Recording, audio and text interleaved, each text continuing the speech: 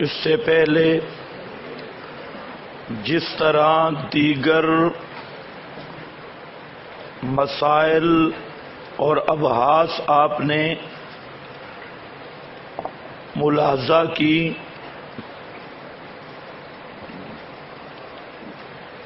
مسئلہ علم الغیب میں بھی سب سے پہلے مابین نزاع کا تعین ہے کہ اصل مسئلہ کی حقیقت کیا ہے۔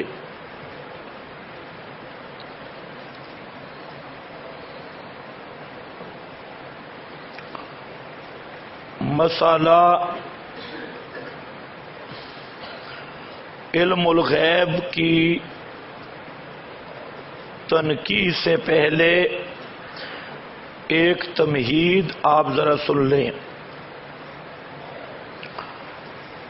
تمہید یہ ہے کہ شرک نام ہے اللہ تعالی کے خواص میں مخلوق کو حصے دار سمجھنا، شریک سمجھنا۔ اللہ تعالی کے خواص علمیہ جو قرآن کریم نے بیان کیے، مثلاً ان میں نمبر 1 علیم بذات الصدور ہونا، علیم بذات الصدور ہونا، سینوں کے بھیدوں کو جاننا، یہ قرآن کریم نے مستقل خاصہ ذکر کیا اللہ کا۔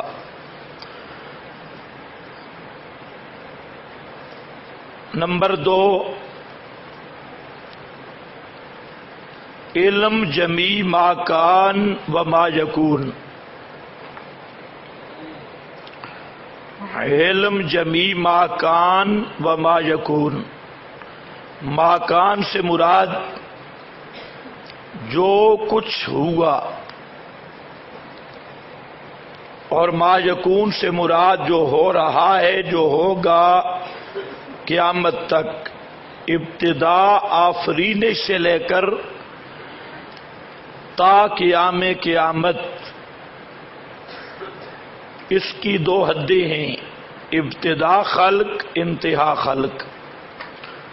تو یہ علم جمیع ما کان ما یکون، یہ بھی اللہ کا خاصہ ہے۔ نمبر 3 علم الغیب، علم الغیب یہاں کلی جزی کی کوئی بات نہیں، علم الغیب اللہ ہی کا خاصہ ہے۔ اس کی وضاحت انشاءاللہ میں کر دیتا ہوں۔ علم الغیب کی مختصر تشریح ہے علم ما فوق الاسباب۔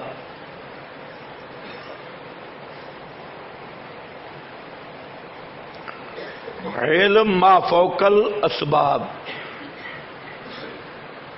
اس کی 2 تعبیریں اور ہیں، علم بالاستقلال، علم غیب بالاستقلال،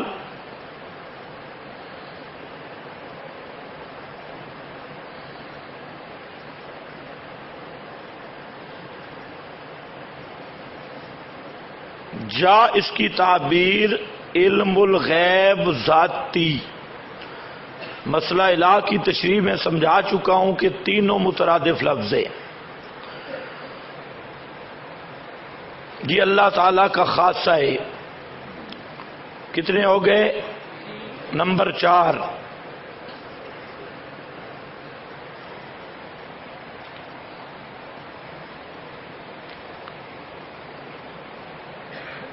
علوم 5 کا علم محیط،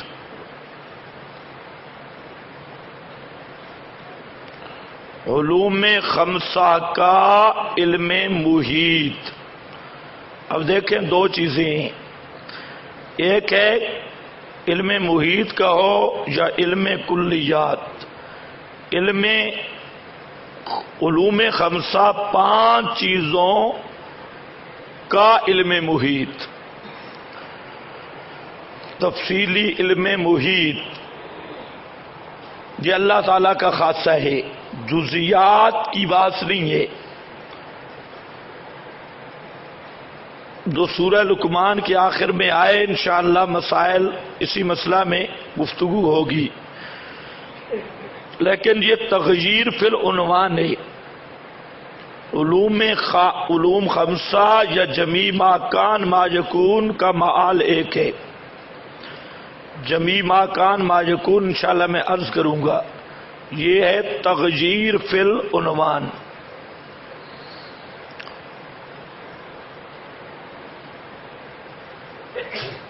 نمبر 5 علم محیط.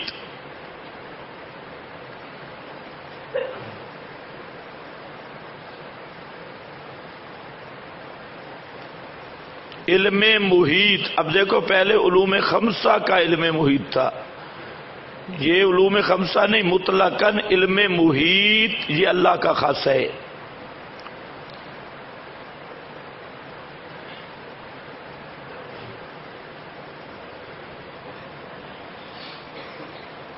یہ صرف آپ کو مثالی عنوان دیے میں نے کہ شرک کس چیز کا نام ہے؟ اللہ کے خواص میں کسی کو شریک کرنا، خواص سے باری میں. تو اب اللہ تعالی کے خواص سے علمیہ میں کسی خاصہ میں بھی مخلوق کو شریک کرنا یہ ہوگا شرک فی العلم. یہ تمہید ہے. تمہید کی دوسری بات سمجھیں، تمہید ہے آپ کو سمجھانے کے لیے، مناظرے کے لیے نہیں ہے. آپ کے ذہن میں مسئلے کی حقیقت ہو، مناظروں میں تمہید رکھنے کی ضرورت نہیں ہوتی. علم الغیب کا جو لفظ ہے، علم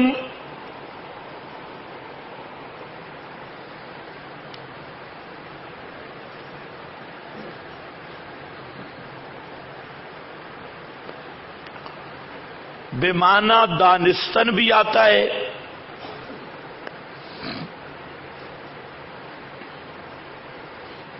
اور علم بے معنی ملکہ. لیکن جہاں ملکہ وہ منطقی نہیں ہے، یہاں ملکہ سے مراد ہے صفات غیب دانی. صفات غیب دانی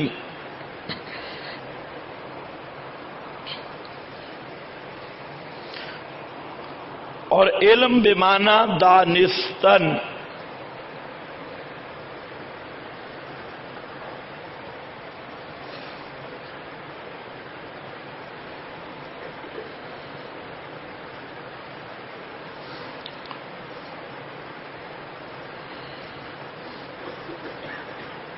صفت غیب دانی کا کیا معنی ہے کہ ایسی جیسے آپ کو بصارت، سماعت وغیرہ کی قوت ملی، حواس خمسہ، ذریعہ ادراک، 5 حواس آپ کو ملے، اسی طرح کوئی ایسی صفت جو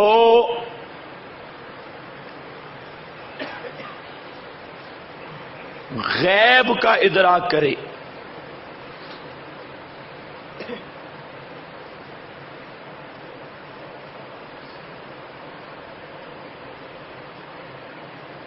جس صفت کے بعد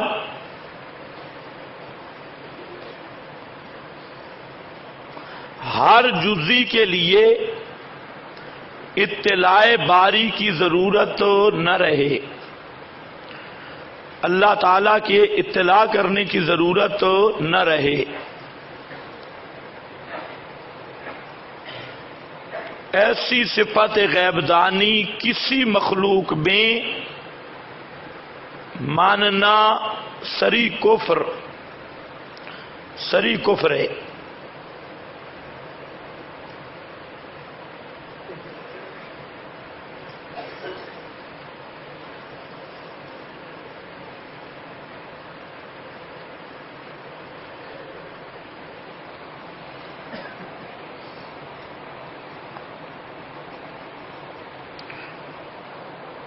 ایک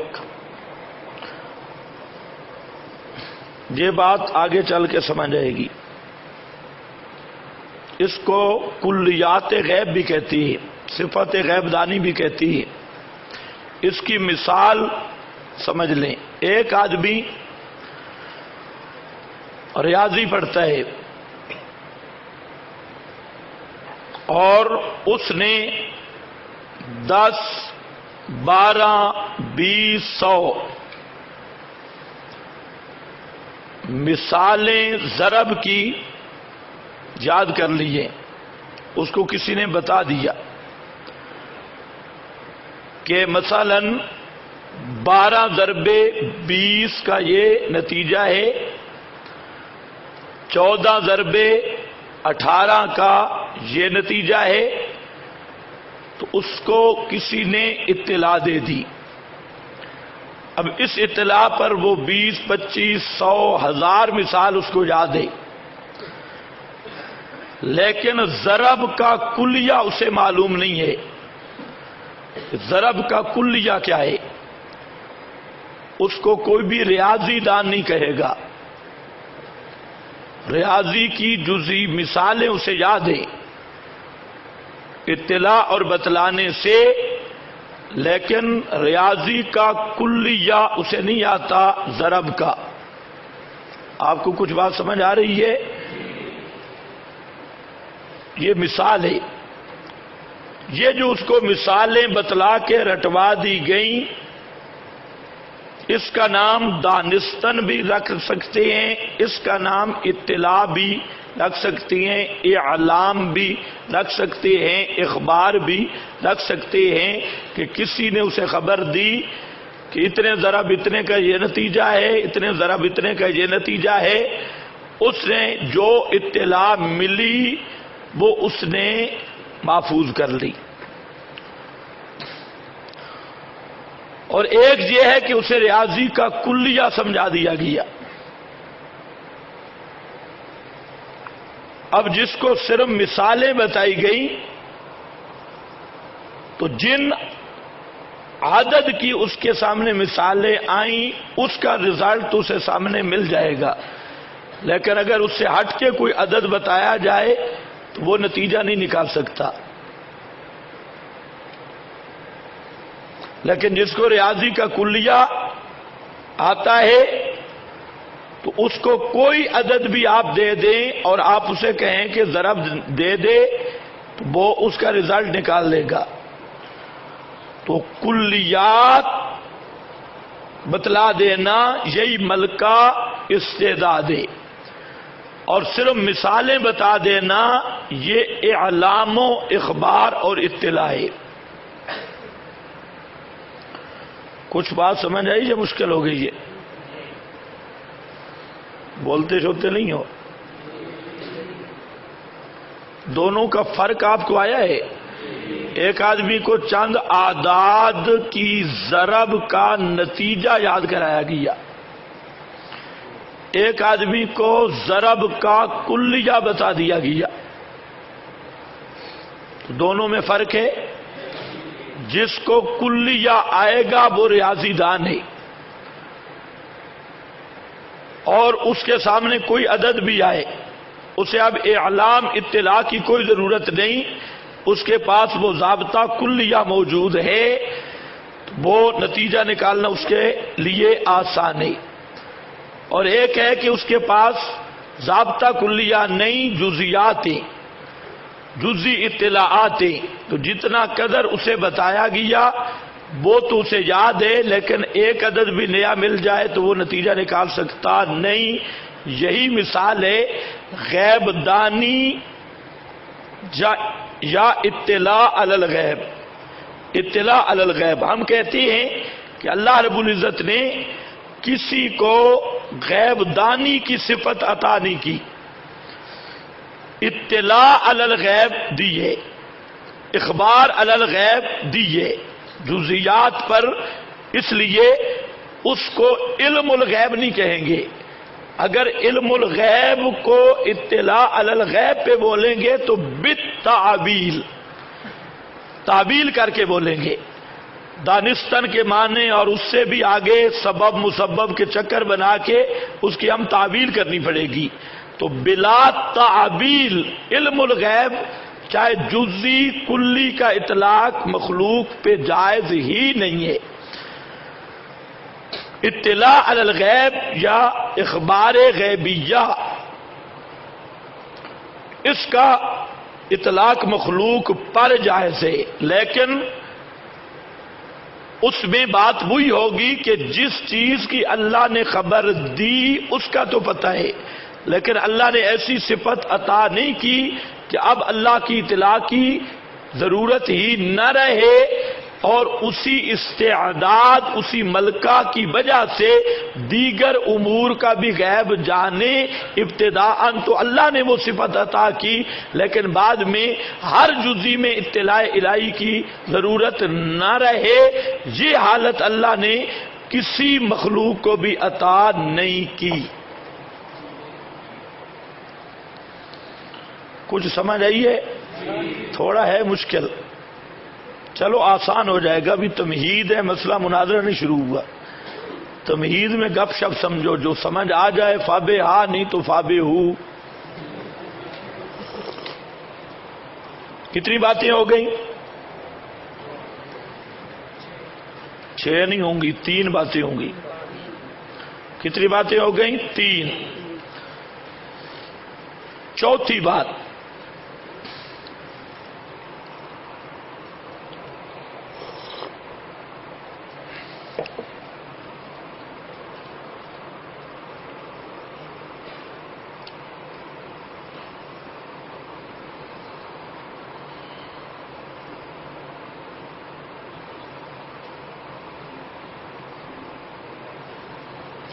جو اطلاع علی الغیب ہے،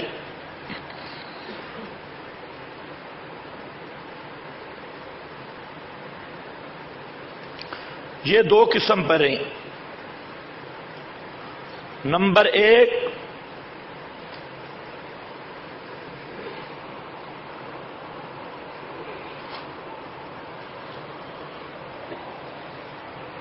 وہ امور جن کا تعلق یا وہ اطلاعات جن کا تعلق امور تکوینیہ کے ساتھ ہے۔ امور تکوینیہ،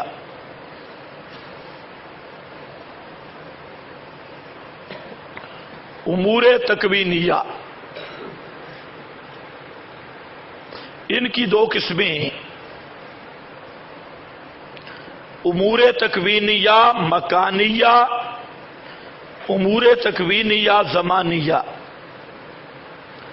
یعنی بعض وہ امور جن کا تعلق مکان کے ساتھ، بعض وہ جن کا تعلق زمان کے ساتھ۔ پھر امور تکوینیہ زمانیہ میں 3 قسمیں ہیں، ماضی، حال اور استقبال۔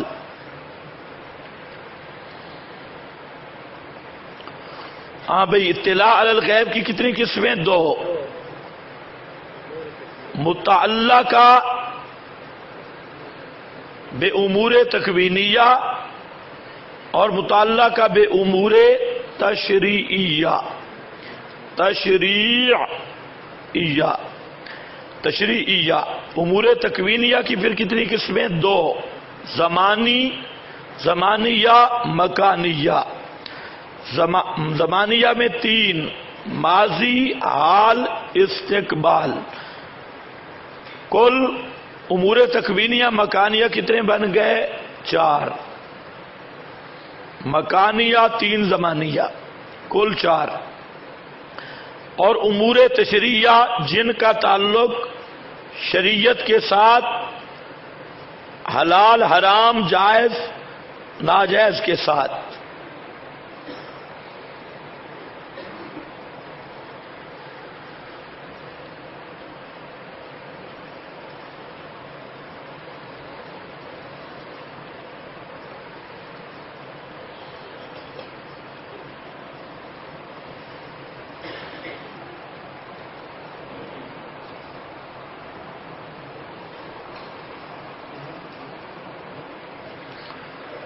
اب مختصر سی عبارت الگ کر کے، بعض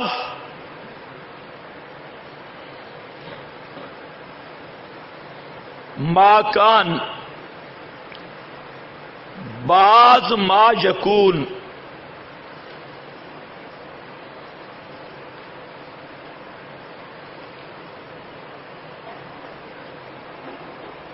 بعض ما کان، بعض ما یکون،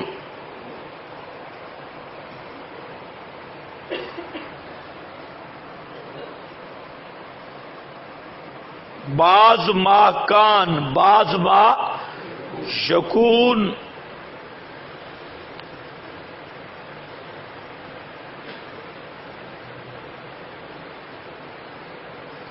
کہ امور غیبیہ پر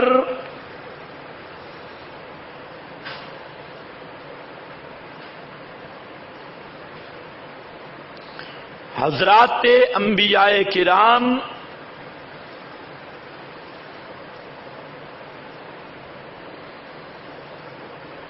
کو حسب درجات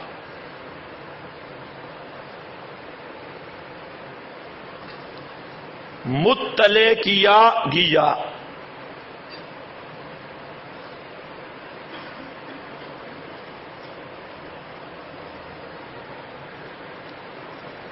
جمیع ما کان و ما یکون،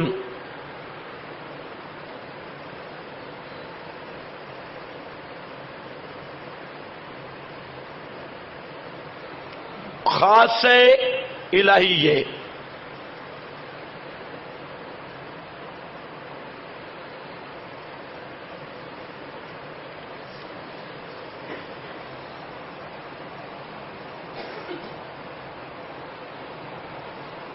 اس کو مخلوق کے لیے ثابت کرنا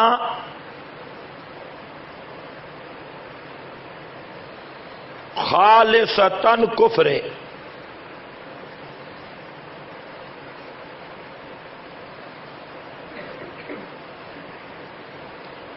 اچھا، یہ 2 عبارتیں میں نے آپ کو لکھائی. کیا لکھایا؟ بعض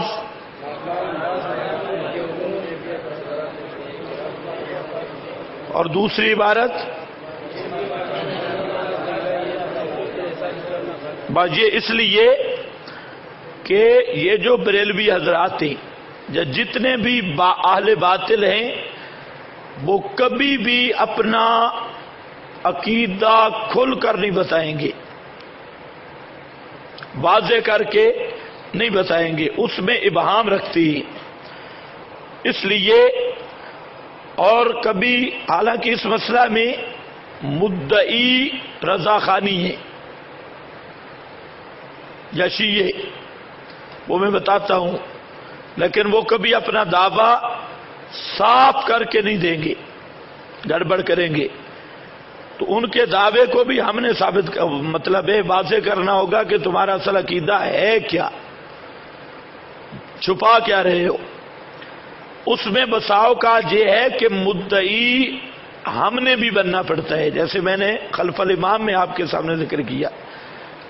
تو بعض ما کان بعض ما یکون کی امور غیبیہ پر اطلاع انبیاء کے لیے ثابت ہے، صحیح ہے، حسب درجات. لیکن جبھی ما کان و ما یکون کسی مخلوق کے لیے ثابت کرنا یہ خالص کفر ہے. اگر ہمیں مدعی بنائیں تو یہ عبارت دینی ہے، اس پہ ہم مدعی ہیں.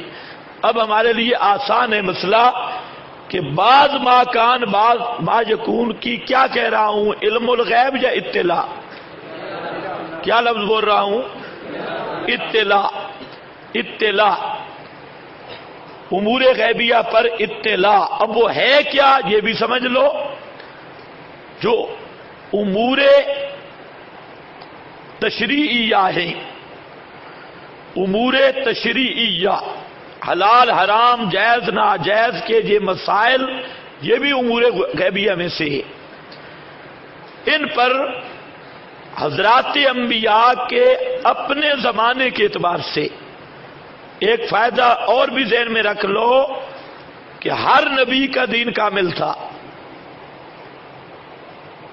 یہ جو عام خطیب پیش کرتے ہیں نا، آدم سے دین شروع ہوا نبی پاک پر کامل ہوا، یہ کفریہ سوچ ہے. ہر نبی کا دین کامل تھا لیکن اپنے زمانے کے اعتبار سے. حضرت محمد مصطفیٰ کا دین کامل ہے اپنے زمانے کے اعتبار سے. یہ نہیں ہے کہ پہلے نبیوں کا دین ناقص تھا اور آخری نبی کا دین کامل ہے. یہ نظریہ بالکل کفریہ ہے. ہر نبی کا اپنے زمانے کے اعتبار سے شریعت اور دین کامل تھا. رسول اللہ صلی اللہ علیہ وسلم کا اپنے یہ جو الیوم اکملت لکم دینکم پڑھتے ہیں، اس کا یہ معنی نہیں ہے جو دوسرے حضرات کرتے ہیں، جو آدم سے شروع ہوا دین مکمل نہیں ہوا، فلاں نہیں ہوا، فلاں نہیں ہوا. یہ نہیں، ہر نبی کا دین کامل ہے. اب ذرا بات سمجھو. تو امور تشریعیہ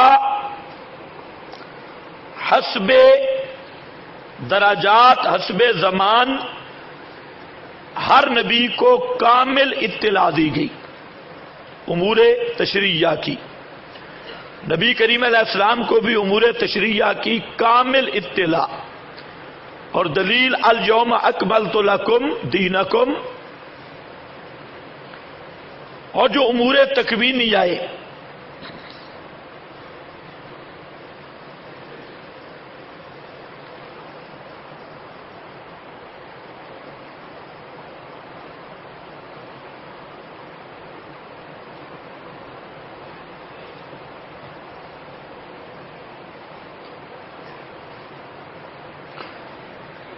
بعض امور تکوینیہ کی بعض وہ اخبار ہیں جو شان نبوت کے لائق ہی نہیں.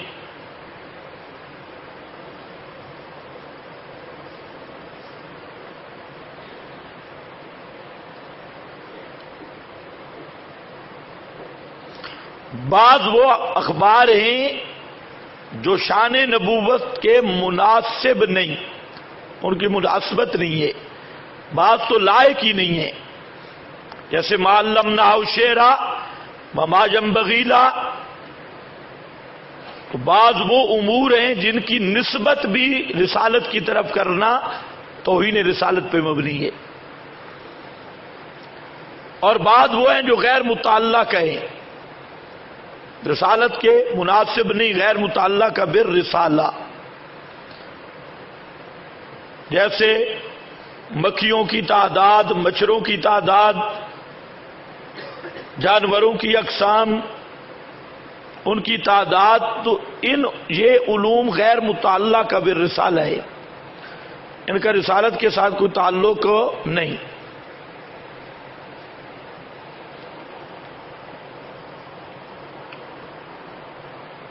اور بعض امور وہ ہیں جو متعلق بالرسالہ ہیں،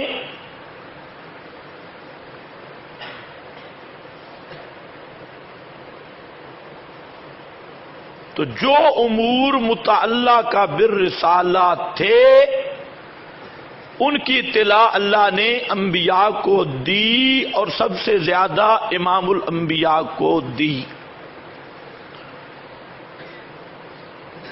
جس کی تعبیر کیا ہے؟ بعض ما کان بعض ما یکون.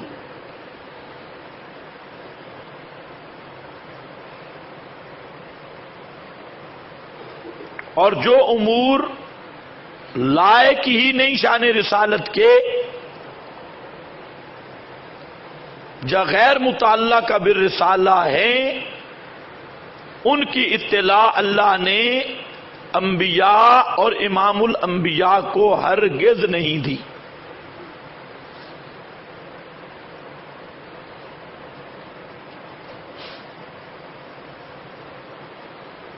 آپ کو کچھ سمجھ آئی؟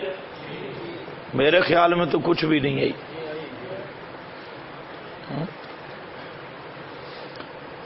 اچھا، اب اس تمہید کو ختم کر دو. اب آؤ موضوع پر. یہ ویسے فوائد تھے، اگر سمجھ آ جائیں تو بہتر ہے، نہ آئیں تب بھی بہتر ہے. مسئلہ علم الغیب، یہ انشاءاللہ سورہ جن میں جا کر عالم الغیب فلا یظہر علی غیبہ پر بالکل آسان سی میں تقریر کروں گا، ہر چیز سمجھ آ جائے گی، لیکن وہ وہاں سورہ جن میں ہوگی. اس وقت تک جنات کو قریب نہیں آنے دینا. اب مسئلہ ہم شروع کر رہے ہیں علم الغیب. اس میں دو عنوان چلتی ہے، ایک ہے علم الغیب اور ایک عنوان چلتا ہے جمیع ما کان جمیع ما یکون.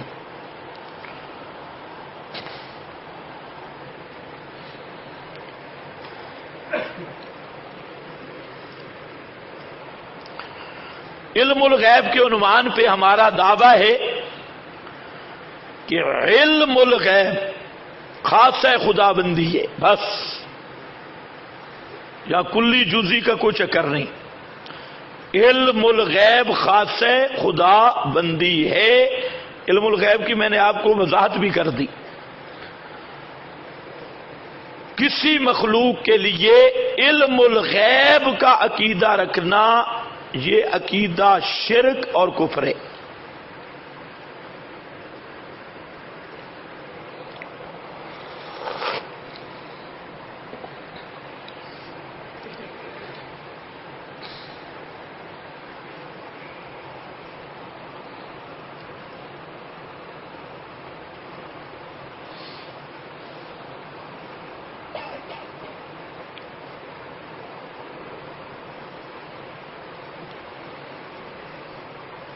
اچھا، بریلوی حضرات جو علم الغیب کا لفظ بولتے ہیں، مراد ان کی وہی ہوتا ہے جمیع ما کان ما یکون. جمیع ما کان ما یکون یعنی ان کی اصطلاح میں دونوں مترادف لفظ ہیں.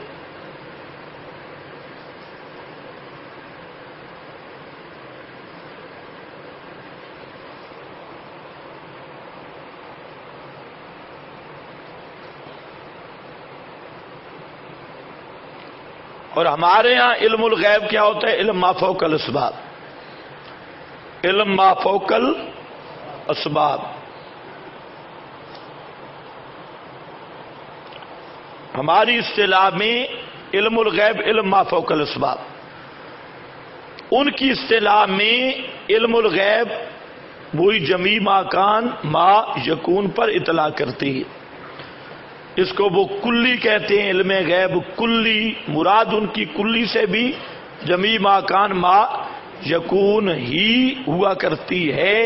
جو موجودہ مناظرین ہیں، پرانے تو گزر گئے، وہ تو عبارتیں آپ کے سامنے آئیں گی انشاءاللہ، اور وہ طریقہ بھی.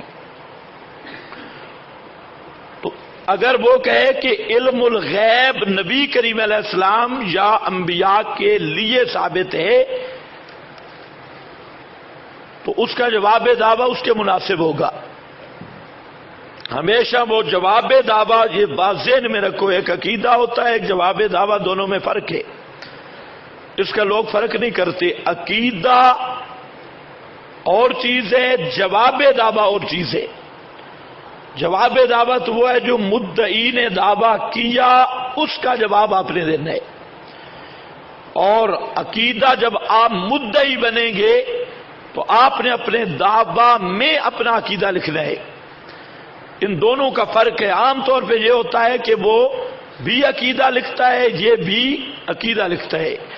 تو اب تو مناظرہ ہو ہی نہیں سکتا، اس کا بھی عقیدہ ہے، اس کا، یعنی وہ بھی مدعی یہ بھی مدعی، تو ان میں سائل کون ہے؟ تو ہمیشہ مناظرے کا اصول ذہن میں رکھ لیں کہ ایک مدعی ہوگا، ایک سائل ہوگا. مدعی دعویٰ کرے گا، سائل جواب دعویٰ لکھے گا. مطالبہ ہوتا ہے جی ہم نے عقیدہ لکھ دیا، تم بھی عقیدہ لکھ دو. بے وقوفو، عقیدہ تو تب مدعی ہمیں بناؤ اور تم سائل بنو. یہ بات آپ کو سمجھ آ رہی ہے؟ اب تو پھر مسئلے دو بن جائیں گے، ایک میرا عقیدہ ہے، ایک ان کا عقیدہ، میں بھی مدعی وہ بھی مدعی. تو مناظرہ کس چیز میں ہوگا؟ اس لیے ذہن صاف کر لو کہ عقیدہ لکھا جاتا ہے، مدعی لکھتا ہے، اور لکھتا کس پہ ہے؟ دعویٰ بھی. وہ اپنا عقیدہ تحریر کرتا ہے. اور جو سائل ہوا کرتا ہے، سائل کی ذمہ داری اس کے دلائل پہ نقض وارد کرنا ہے، ان کو توڑنا ہے. نہ یہ کہ یہ اپنا عقیدہ رکھ کر اس کو ثابت کرنا شروع کر دے. پھر تو یہ مناظرہ کوئی نہیں، گپوٹیشن ہے، وہ اپنے تحصیل میں لگا ہے، جی اپنی تحصیل میں لگا ہے، تو حاصل کچھ نہیں ہوگا. تو دو چیزیں ہیں، ایک عقیدہ اور ایک کیا ہے؟ اپنا جواب دعویٰ. جواب دعویٰ اس کے مطابق ہوگا. مثلا وہ کہتا ہے علم الغیب انبیاء یا نبی کریم صلی اللہ علیہ وسلم کے لیے ثابت ہے یا عقیدہ ہے، مانتے ہیں، یہ کہتا ہے، تو آپ نے اس کا جواب دعویٰ لکھنا ہے کہ اطلاع علی الغیب انبیاء، بعض اطلاع علی الغیب انبیاء کے لیے ثابت ہیں، علم الغیب ثابت نہیں. بس اگر وہ کہتے ہیں جمیع ما کان ما یکون کا ہمارا عقیدہ ہے، تو آپ نے جواب دعویٰ میں کہ جمیع ما کان ما یکون کی اطلاع انبیاء کے لیے ثابت نہیں. وہ کہتے ہیں اب نہیں، تو یہ جواب بنے گا اس کے دعویٰ کا. تو یہاں پر کتنے عنوانوں پہ گفتگو ہو رہی ہے؟ دو. علم الغیب بھی اس کا عنوان رکھ لیتے ہیں، جمیع ما کان ما یکون بھی اس کا نام رکھ لیتی ہے. ایک دوسری بات یہ ہے کہ عام طور پر جتنے فرقے باطلہ ہیں وہ تنقید نہیں کریں گے. مثلا علم الغیب جمیع ما کان ما یکون کی ہم تنقید کرواتے ہیں کہ یہ عقیدہ آپ لوگوں کا صرف حضرت امام الانبیاء کے متعلق ہے یا تمام انبیاء کے بارے میں؟ صرف انبیاء کے بارے میں ہے یا اولیاء کے بارے میں بھی؟ صرف اولیاء کے بارے میں یا عامت المومنین کے بارے میں بھی؟ ہر ایک شق کا الگ حکم بیان کرے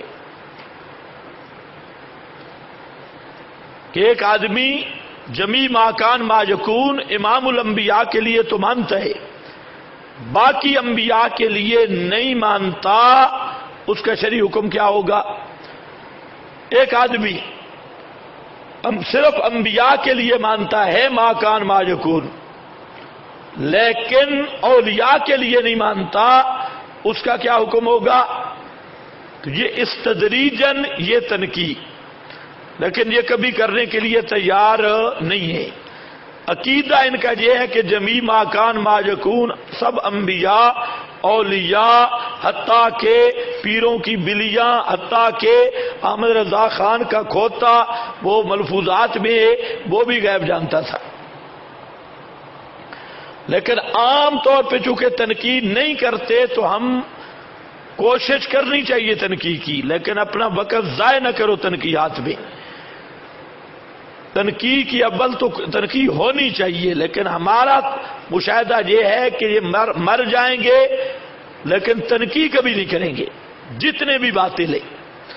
بس ان کا مقصد ہوتا ہے عقیدے کو گول مور رکھو، آؤٹ پٹانگ دلیلیں دو، کوئی کدھر سے کوئی کدھر سے، نہ کسی مولوی کو سمجھ آئے نہ عوام کو سمجھ آئے۔ ہماری عوام ویسے بھی ہے کہ ان کے سامنے جو بھی ماہیا بھی کہہ دو تو وہ کہتے ہیں سبحان اللہ، تو ان کا مقصد الجھانا ہوتا ہے بات کو۔ تو آپ حضرات تنقید کروائیں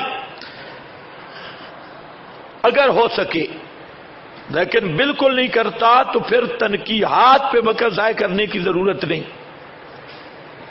پھر بات آ کے رکے گی امام الانبیاء صلی اللہ علیہ وسلم کے متعلق، باقیوں کا وہ نام نہیں لیں گے، لیکن آپ کے پاس مواد سب ہو، پوری سر توڑ کوشش ہو تنقید کی کہ یہ جمیع ماکان کا عقیدہ صرف امام الانبیاء کے لیے یا بولو شابش سب انبیاء کے لیے، صرف انبیاء کے لیے یا اولیاء کے لیے، صرف اولیاء کے لیے یا عامۃ المومنین کے لیے، ہر ایک کا حکم، ہر ایک کا حکم بھی متعین کرو۔ تیسری بات یہ ہے کہ اس مسئلہ میں ہمارے مد مقابل فرقے تین ہیں۔ ایک ہے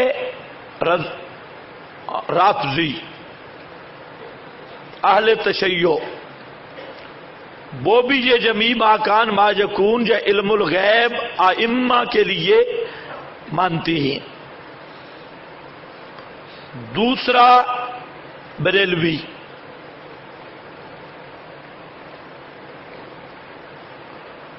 اور تیسرا حکم میں، نفس مسئلہ میں نہیں، اس مسئلہ کے حکم میں جو اہل بدعت دیوبندی ہیں، ان کے دو گروہ ہیں۔ ایک گروہ ہے مولانا سرفراز خان کا، تو مولانا سرفراز خان کا جو گروہ ہے وہ مسئلہ علم الغیب کے حکم میں ہمارے ساتھ متفق ہے۔ ازالۃ الریب میں یا وہ جو دیوبندیوں کا ٹولہ ہے سرفرازی فرقہ، تو وہ اس مسئلہ کے حکم میں ہمارے ساتھ متفق ہے، اور وہ بھی کہتے ہیں کہ علم الغیب یا جمیع ماکان ما یکون نبی کریم علیہ السلام یا کسی غیر کے لیے ماننا یہ کفر ہے، اور ماننے والا کافر ہے، مشرک ہے۔ تو مولانا سرفراز کی پارٹی حکم میں ہمارے ساتھ متفق ہے۔ اور ان اہل بدعت کا ایک دوسرا طبقہ ہے جو اکثر ہے،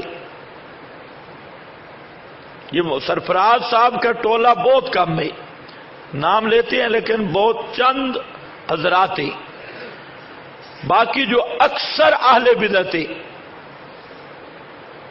وہ اس کے حکم میں ان کے ساتھ ہمارا جھگڑا ہے۔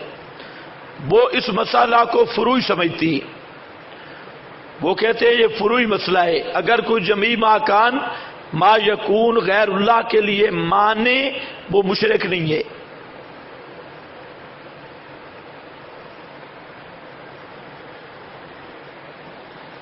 ان کے ہاں شرک بنتا ہے تسویہ، برابری، کہ جب تک اللہ کے برابر نہ مانے مشرک نہیں ہوگا۔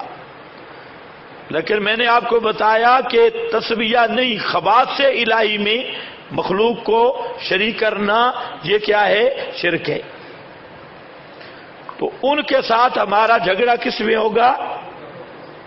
تو مد مقابل کتنے فرقے ہیں؟ تین، شابش بولو۔ نمبر ایک رافضی، نمبر 2 رضا خانی. ان کے ساتھ ہمارا جھگڑا کس میں؟ نفس مسئلہ میں. کس میں؟ نفس مسئلہ میں.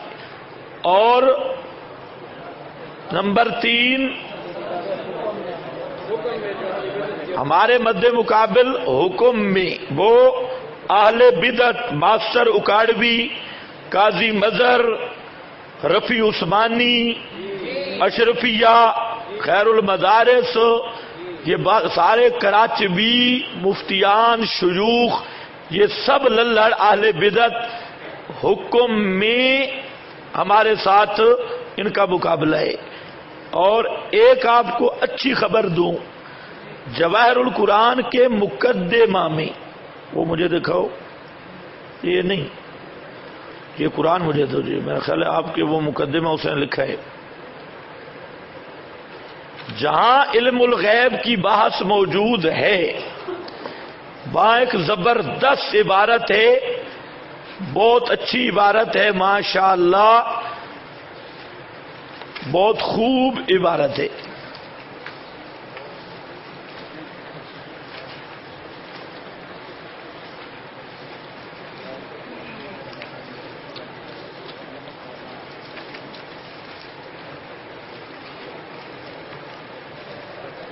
یہ صفحہ آپ کے پاس ہے 85.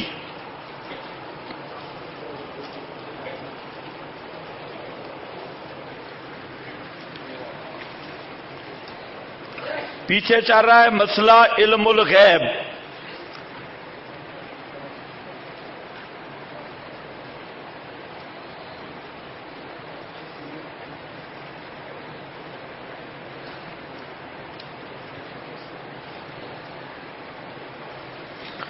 نظر آ رہا ہے مسئلہ علم الغیب. اس پر آ رہا ہے ایسے عقائد باطلہ پر مطلع ہو کر، صفحہ کون سا ہے؟ 85. سب ذرا دیکھو، سب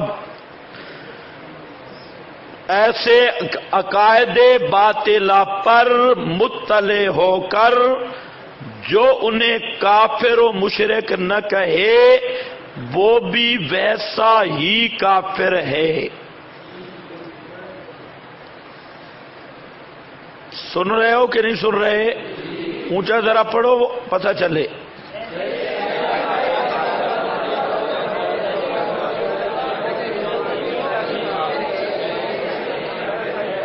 ایسے عقائد باطلہ پر، کون سے عقائد؟ یہ جو پیچھے بات کس کی چل رہی ہے؟ علم الغیب کی، خصوصاً علم الغیب اس کی. تو اب ایسے عقائد باطلہ پر مطلع ہو کر جو انہیں کافر و مشرک نہ کہے وہ بھی ویسا ہی کافر ہے. آگے کتاب کا نام ہے کوكب اليمانی علی اولاد الزبانی. کوكب اليمانی علی اولاد الزبانی، ہمیں کہتے ہیں سخت ہو گئے، متشدد. یہ ہے حضرت تھانوی کا خلیفہ مولانا مرتضی حسن چاندپوری، اور اس نے کتاب کیا لکھی؟ الکوكب اليمانی علی اولاد زبانی. سمجھتے ہو نا؟ ہاں.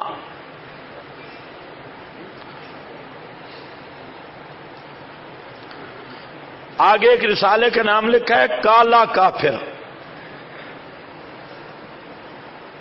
یہ نیچے دوسری لائن پہ یہ رسالہ انہوں نے لکھا کالا کافر، احمد رضا پر. اس احمد رضا کا رنگ کالا تھا تو اس نے رسالے کا نام لکھا کالا کافر. ہاں، متشدد، کالا کافر. ان سب کتابوں میں ثابت کیا گیا ہے کہ ایسے عقائد والے لوگ بالکل پکے کافر ہیں اور ان کا کوئی نکاح نہیں. یہ عبارت زبردست عبارت ہے. اب اس فتویٰ کی روح سے کوئی للوڑ بچ نہیں سکتا. یہ جتنی تعویلیں کرتے ہیں نا تمہارے چندہ لینے والے اشاعتی حضرات، چندوں والے قطعاً نہیں بچ سکتا. اب اسی رفی شفی ان کو ذرا کہو کہ مانتے ہو؟ ان بریلوی وہ تو کہتے ہیں ہمارا تو ان کے ساتھ جھگڑا فروعات میں عقائد ایک ہے، اور یہ کبھی ان کو کافر کہنے کے لیے تیار نہیں. لیکن یہ فتویٰ مولوی خضر کا نہیں ہے، یہ فتویٰ ہے شیخ القرآن کا، اور اس سے پیچھے ساری تقریریں موجود ہیں، بڑے بڑے اکابر کی تقریریں ہیں اس کے پیچھے، وہ ذرا پڑھ لو ساری تقریریں. اب اس فتویٰ سے کوئی للڑ نہیں بچ سکتا. تم جتنا زور لگاؤ او جناب سماج یوں فلاں یوں، تو اس فتوے سے کیسے بچاؤ گے ان کو؟ یہ جتنے بے ایمان بیٹھے ہیں نا جامعۃ الرشید میں، چاہے بیٹھے ہیں چاہے خیر المدارس میں یا اشرفیہ میں، یہ ایسے شیاطین ہیں. یہ کہتے ہیں اشاعتیوں کے پیچھے نماز نہیں ہوتی اور بریلویوں کے پیچھے ہو جاتی ہے، ان کے پیچھے ہو جاتی ہے. یہ عشق میں بھولے ہوئے ہیں اور مماتی یہ گستاخ ہیں، وہ بیچارے عاشق ہیں.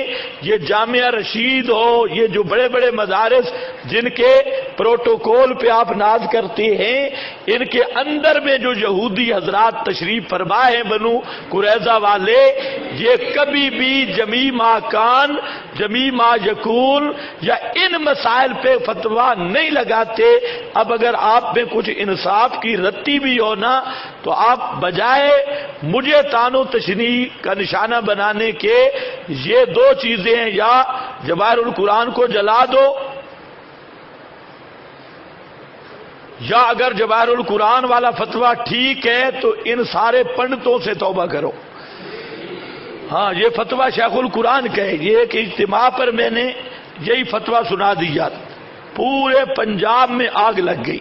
انہوں نے کہا توبہ، تو یہ تو کسی کو چھوڑتا ہی نہیں. اگر یہ فتویٰ مانا جائے پھر تو سارے کافر ہیں. یہ تو کہتے ہیں سارے کافر ہیں. وہ ادھر بھی دھواں نکلا پنڈی میں، تو کہتے ہیں جی اتنا سخت فتویٰ اتنا. اور میں نے کہا بابا تیرے والد گرامی نے لکھا ہے، یہ میرا فتویٰ نہیں ہے، ابے جی کا فتویٰ ہے، ابا جی کا. ہاں آگے پتہ چلتا نہیں بھائی ابا جی نے کہاں لکھا ہے. تو میں نے پھر صفحہ نکالا، میں نے کہا ابا جی کا ہے، میرا تو نہیں ہے. اب ابا جی کے سامنے کون بولے؟ چپ. اچھا چپ، ٹھیک ہے چپ. ابا لکھ گیا، اب انشاءاللہ باہر نہیں نکلے گا، ادھر ہی رہے گا. چلو آؤ اب مسئلہ شروع کرتی ہے. میں نے آپ کے سامنے ذکر کیا، ایک تو عنوان کتنے ہیں، تم نہیں بولتے تو پھر میں گپیں لگاؤں گا. یہاں نہیں جو بولے گا تو پھر گپیں ہوں گی. ہاں ترجمے میں تو ہم ثواب کے لیے پڑھاتے ہیں، یہاں اگر آؤ تو ایسے پیریڈ گپ شپ کے. تو علم الغیب دوسرا عنوان، شابش شابش بولو، ہوشیار ہو کے بولو، جمیع ما کان با ما یکون. دوسری بات میں نے کیا کی؟ تنقید وہ کرتے نہیں، پہلے میں کرواتا تھا لمبی تنقیحات، ان کا فائدہ نہیں. اتنی بات ذہن میں رکھو، علم الغیب جمیع ما کان ما یکون صرف امام الانبیاء کے لیے یا سب انبیاء کے لیے؟ صرف انبیاء کے لیے یا اولیاء کے لیے؟ صرف اولیاء کے لیے یا؟ اور اگلی بات میں نے بتائی تیسری بات، تین فرقے ہمارے مد مقابل، دو نفس مسئلہ میں اور ایک اس بات کو ذرا چلاؤ، آئندہ اس بات کا شور آنا چاہیے. یہ جتنے للڑ ہیں نا مسئلہ سماعیات کرتے ہیں اور یہ ان مسائل توحید کو فروعی سمجھتے ہیں، کہتے ہیں یہ فروعی مسئلے، ان پہ کوئی کفر اسلام کا دار و مدار نہیں ہے. اور جو قائل ہے غیر اللہ کے لیے جمیع ما کان ما یکون کا، تو وہ ایک علمی تحقیقی بات سے اس سے آدمی کافر نہیں ہوتا. یہ جو مسئلہ ہے اس کو ذرا ہوا دو. اس مسئلے میں یہ خود کافر ہے، چاہے جہاں بیٹھے ہیں جتنے بڑے. اور جو مطلع ہو کر فتویٰ نہیں لگاتے، تو اب تو جناب ہمارے پاس حوالہ اور سارے بابا بزرگوں کی دستخط، تحریر کہ جو ان کو کافر نہ کہے وہ بھی ویسا ہی کافر ہے. یہ صاف فتویٰ ہے. اب صوفیوں بچ نہیں سکتے انشاءاللہ. یہ تو مسئلہ حیات کا آئے گا تو میں بتاؤں گا. 6 وجہ سے ہم ان پہ فتویٰ لگاتی ہے, 6 وجہ, اور کسی ایک سے سر نہیں اٹھا سکتے. ادھر سارے چندے پھنس گئے. تیسرا, اس میں ایک چوتھی بات بھی ذہن میں رکھ لو کہ مسئلہ علم الغیب اور جمیع ما کان ما یکون میں ایک بات یہ ہوتی ہے کہ یہ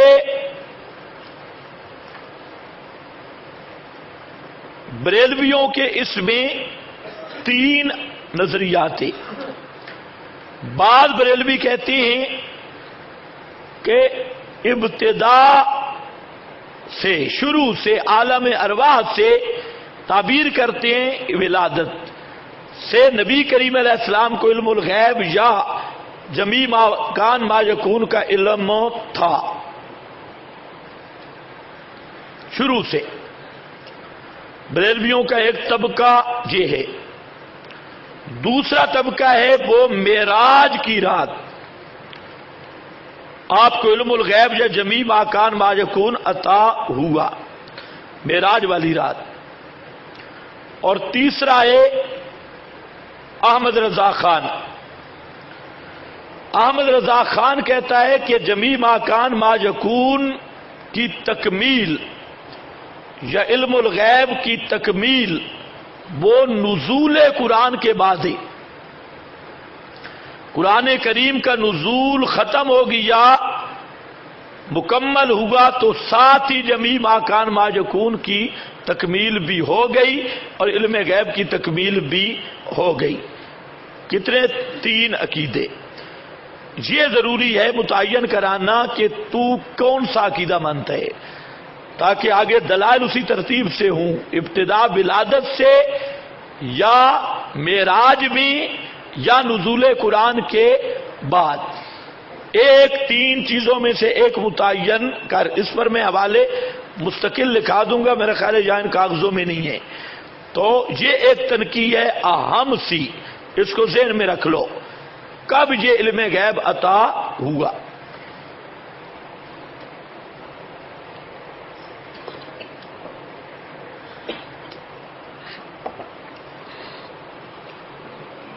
اس میں ایک لطیفہ کہ تینوں گروہ اس کو مسئلہ سمجھتی ہیں عقیدے کا, اور جمیع ما کان ما یکون کے منکر کو کافر سمجھتی اور نبوت کا منکر. تو پہلے گروہ کے نزدیک دوسرے دونوں گروہ اس لیے کافر ہیں کہ وہ نبی کریم علیہ السلام کے لیے معراج تک علم غیب نہ مان کر آپ کی نبوت کے منکر ہیں ان کے عقیدے کے مطابق. دونوں گروہ احمد رضا سمیت. اسی طرح جو معراج کو مفتی احمد یار وغیرہ معراج والی رات علم الغیب جمیع ما کان ما یکون کے قائل ہیں, تو ان کے نزدیک احمد رضا کی پارٹی کافر ہے, کیونکہ مسئلہ عقیدے کا, اور وہ کہتے ہیں جو جمیع ما کان ما یکون کا منکر ہے وہ نبوت کا منکر ہے. تو احمد رضا تکمیل قرآن تک علم غیب کا منکر ہے, جمیع ما کان ما یکون کا منکر ہے. تو اس گروہ کے نزدیک احمد رضا خان اور اس کی پارٹی کافر ہے. اور احمد رضا کے نزدیک پہلے دونوں گروہ کافر ہیں.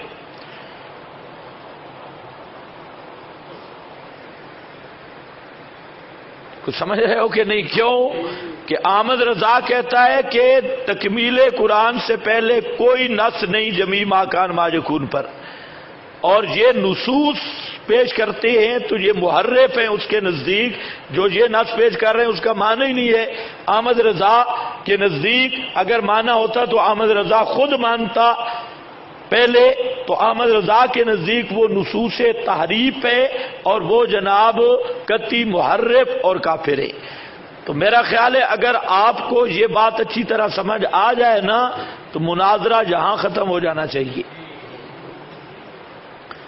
کہ اب ایک متعین بڑے پریم سے کراؤ، لیکن مناظرے کا اصول ہے ارخاء العنان، جلد بازی نہیں کرنی. جیسے شکار پکڑا جاتا ہے نا ایسا ایسا، ادھر ادھر رسیاں پھیر شیر کے اس کو ایسا لے آؤ جنگل میں، پھر یک دم پکڑو. یہ تو پہلے آپ ذرا آہستہ سے پوچھیں ان سے، بھائی جناب کب کا قائل ہے، کس گروہ کے ساتھ ہے، ولادت سے مانتا ہے، معراج سے مانتا ہے، یا تکمیل قرآن کے بعد مانتا ہے. کوئی ایک چیز متعین کر دے. اب جب وہ متعین کرے تو اگلا کام بعد میں کرنا ہے، پہلے نہیں کرنا. آرام آرام سے. بعض مولوی جلد بازی کرتے ہیں، شکار بھاگ جاتا ہے. مناظرے میں کبھی جلد بازی نہیں ہے، پورا بالتدریج لے آؤ، سہج سہج سہج سہج کے جہاں جب آ جاؤ پھر پکڑ لو، پھر نہیں جا سکتا. یہ بات بھی ضروری ہے. اب بات کی باتیں بھی ہیں لیکن وہ آگے کرتے ہیں. ذرا یہ جو لکھا ہے آپ کے پاس، اصل آپ کو ذوق ہے ان کی کاغذوں کی، لیکن میرے لیے مسئلہ ہے کہ جب کاغذ ہوں تو میں پابند ہو جاتا ہوں کاغذوں کا، اور کاغذ نہ ہوں تو پھر ہمارا کھلا میدان ہوتا ہے جیسے ہم چلے. تو چلو دیکھ لیں. 5ویں بات، بریلوی حضرات، پہلے تمہیدی باتیں تھی، سب کو رلا ملا نہیں دینا. 5ویں بات، بریلوی حضرات کا نیا طریقہ کار. ابھی مولوی سعید اسد نے کراچی میں مناظرہ کورس پڑھایا، اس کو میں نے سنا تھا تو بڑا مشکل سننا، لیکن سننا پڑ گیا. بھائی اب بڈھا ہو گیا ہے، اب کیا نئی بات کرتا ہے. اور یہ بات ہے کہ مولوی سعید اسد بریلویوں کا مناظر واقعی مناظر ہے، ایسی بات نہیں. مناظر بڑا تکڑا مناظر ہے، صحیح مناظر ہے جیسے مناظر کو ہونا چاہیے. بریلویوں کے پاس ایسا مناظر کوئی بھی نہیں سعید اسد جیسا. لیکن اب سعید اسد کو بھی سب بریلویوں نے کافر کہہ دیا ہے، اس کو بھی اعزاز اور تمغہ مل گیا جو مناظرین کو ملنا چاہیے تھا. تو سب بریلوی اس وقت اس کے خلاف ہے.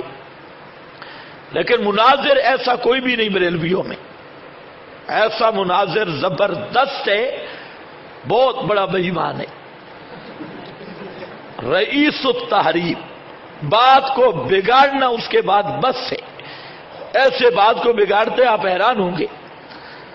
تو اس نے اب ایک نئی طرز شروع کی، باقی وہ نئی تھی. کہتے ہیں کہ دیوبندیوں سے جمی ماکان ماجکون پہ کبھی گفتگو نہ کرو.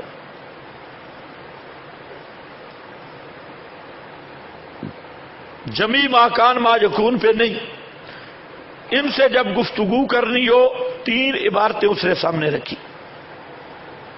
ایک عبارت حضرت گنگوئی کی فتاوی رشیدیہ سے کہ انبیاء مطلع علی الغیب نہیں ہوتے. انبیاء مطلع علی الغیب نہیں ہوتے. تو کہا یہ عبارت کہہ رہی ہے کہ انبیاء کو غیب پر اطلاع نہیں. تو جمی ماکان، علم غیب، سارے عنوان چھوڑو، تم اس پہ آؤ. دیوبندیوں سے پوچھو کہ اطلاع علی الغیب مانتے ہو یا نہیں. اگر وہ کہیں اطلاع علی الغیب مانتے ہیں تو ان سے حکم پوچھو جو اطلاع علی الغیب کا منکر ہو وہ کون ہے. ظاہر بات ہے وہ کہیں گے وہ کافر ہے. تو ان کے سامنے گنگوئی کو رکھو. انہوں نے کہا گنگوئی نے لکھا انبیاء مطلع علی الغیب نہیں ہوتے، لہذا حضرت گنگوئی پہ لگاؤ فتویٰ. دوسری عبارت اس نے رکھی بلغا کی. یہ پورا کورس جو علم غیب کا مسئلہ اس کا اسی کے ارد گرد گھوم رہا ہے. وہ بے ایمان نہیں چلا، نہ اپنا عقیدہ طالب علموں کو بتایا، نہ آگے چلا، بس ادھر بیٹھے. دوسری عبارت وہ تھی بلغا کی بلغہ میں ایک کاتب کی غلطی ہوئی تھی بلغۃ الحیران میں، سورہ ہود میں کتاب مبین کے لفظ پر، وہاں پر حضرت بیان کر رہے ہیں معتزلہ کا عقیدہ، کہ معتزلہ کہتی ہیں کہ اللہ تعالیٰ کو علم بالجزیات نہیں ہے، جزیات کا علم نہیں ہے، واقعات جب پیش آتی ہیں تو اللہ تعالیٰ کو بعد میں معلوم ہوتا ہے۔ یہاں پر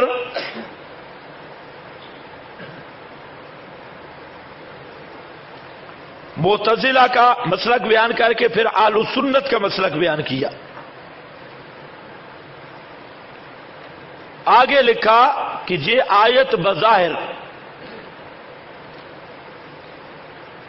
جو اصل عبارت تھی وہ یہ تھی کہ معتزلہ کے مسلک پر منطبق نہیں ہے،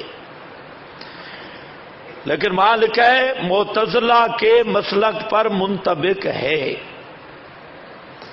اس کو انہوں نے لیا، انہوں نے کہا حالانکہ اس عبارت میں بھی بات اہل سنت کا الگ موقف لکھا، معتزلہ کا الگ، اور بظاہر معتزلہ کے مسلک پر منطبق ہوتی ہے، اس طرح کی عبارت ہے۔ تو یہ پہلے ان کو اتنا نہیں پتا تھا۔ یہ جو آپ کے سرحد کا محقق ہے اس نے بلغہ شائع کی، اور شائع کرنے کے بعد اس نے خود حوالہ دے دیا کہ بلغہ کے اس مقام پر مولانا تھانوی نے تبصرہ کیا امداد الفتاوی فلانی جلد میں۔ اور خدا کے بندے، حالانکہ دوبارہ جب شائع کر رہا ہے تو تصحیح کر۔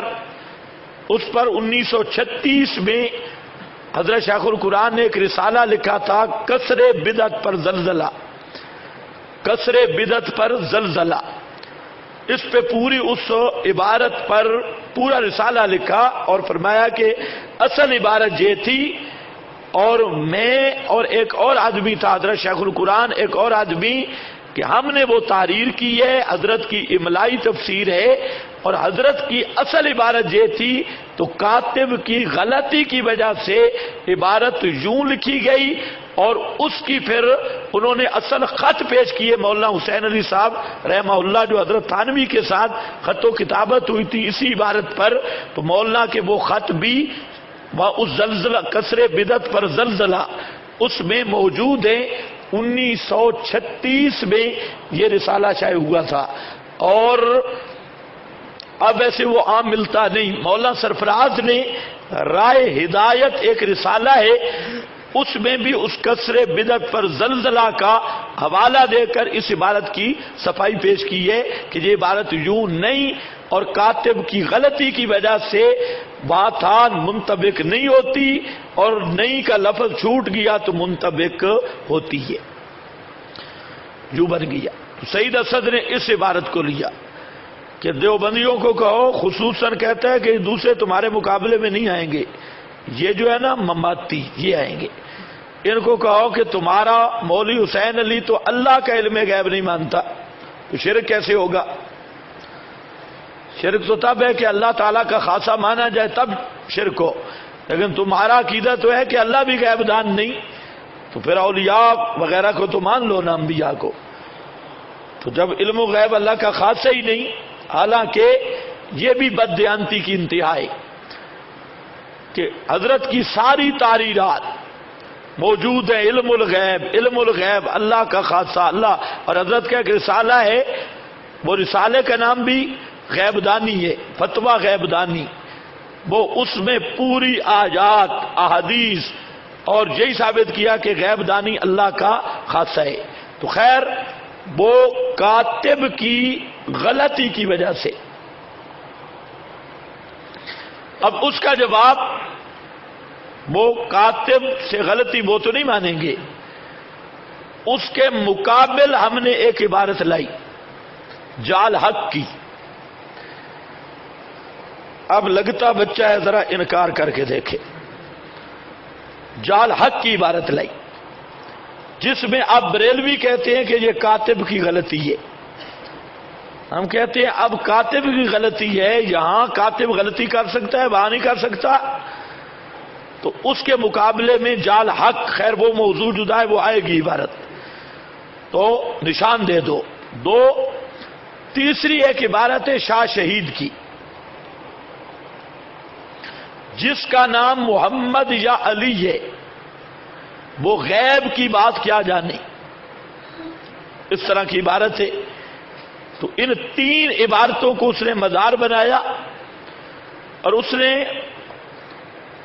بات یوں شروع کی کہ جمی ماکان چھوڑو، علم الغیب چھوڑو، ان کو کہو یہ گنگوئی کو بچاؤ. تم کہتے ہو اطلاع علی الغیب ہے، تمہارا بڑا کہہ رہا ہے انبیاء غیب پر مطلع نہیں ہوتے. کیا فتویٰ ہے حضرت گنگوئی پہ؟ پہلے یہ فیصلہ کرو. سمجھ گئے یا نہیں؟ لیکن یہ مولوی سعید اسد کی جہالت ہے. وہاں انبیاء غیب پر مطلع نہیں، ہم مطلع کے قائل نہیں، مطلع کے قائل ہیں.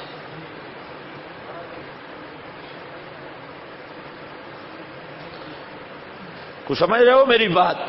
اس پہ 2 گھنٹے لگانے کا اور روب جمانے کی ضرورت. ہم بھی کہتے ہیں انبیاء غیب پر مطلع نہیں، مطلع ہے. ما کان اللہ ان یطلعکم علی الغیب ولیکن اللہ یجتبی من رسلہ من یشاء.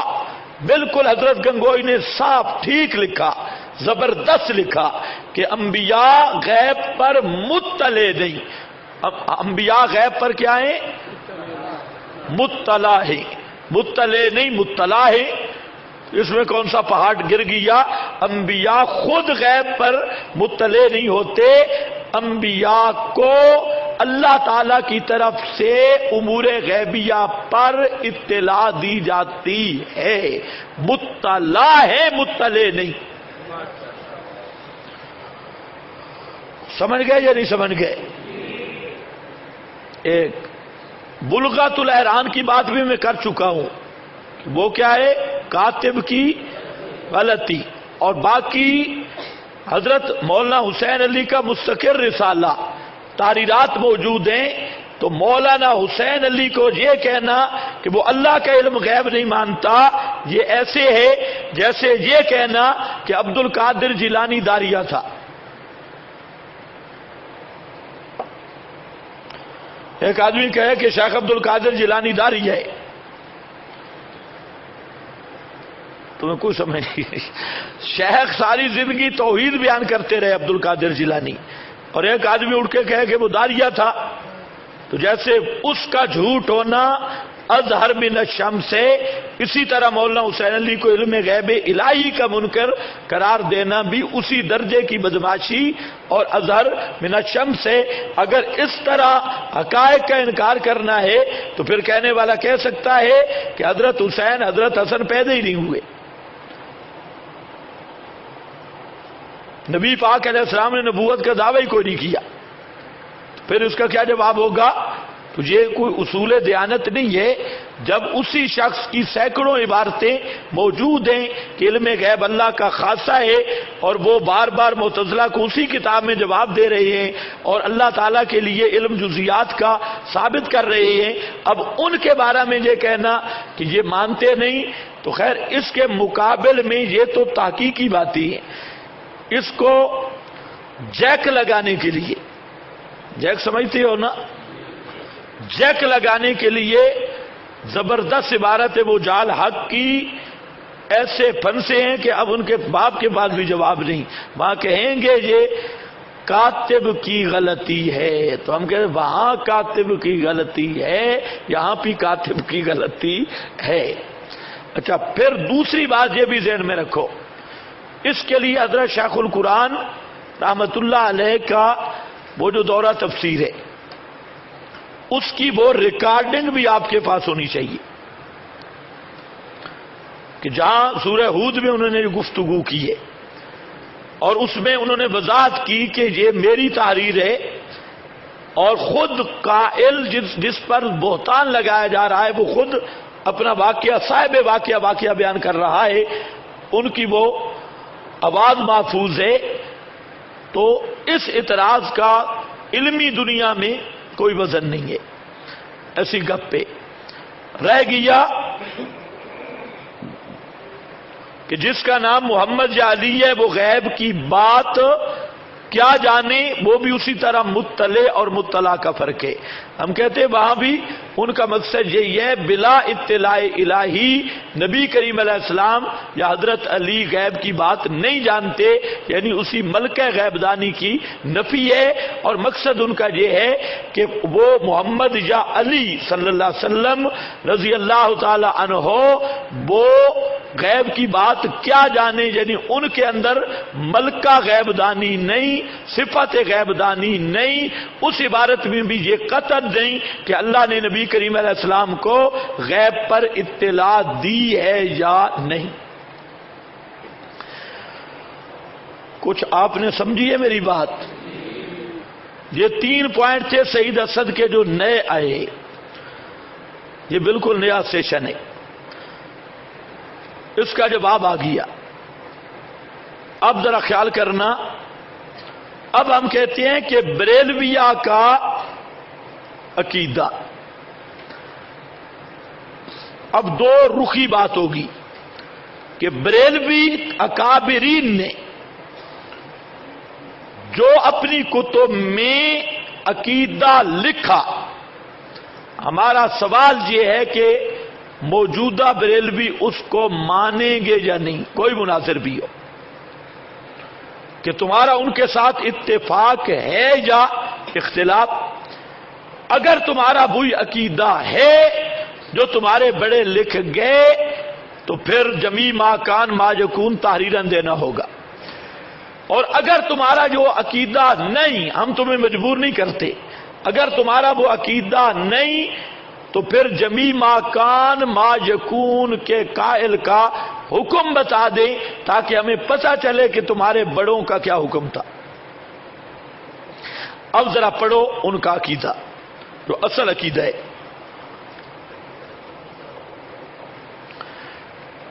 یہ ہیں بریلوی مناظر اعظم مولوی محمد عمر اچروی، اچرا لاہور میں ہے.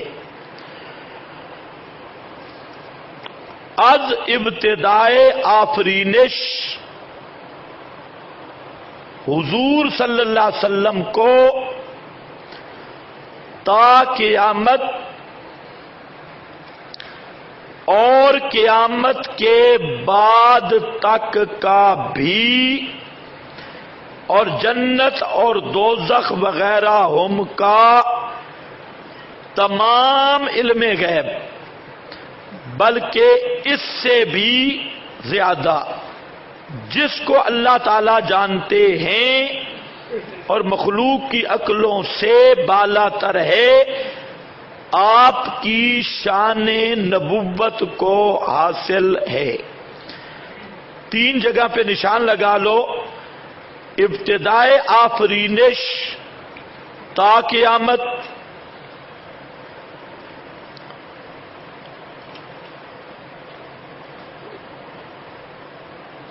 جی احمد رضا بس اتنا قائل ہے، ابتدائے آفرینش تا قیامت. اس کو وہ تعبیر کرتے ہیں جمی ما کان و ما یکون سے، لیکن مولوی عمر صاحب آگے جا رہی ہیں تا قیامت اور قیامت کے بعد تک کا بھی، اور جنت اور دوزخ وغیرہ ہم کا، آگے لفظ ہے تمام علم غیب.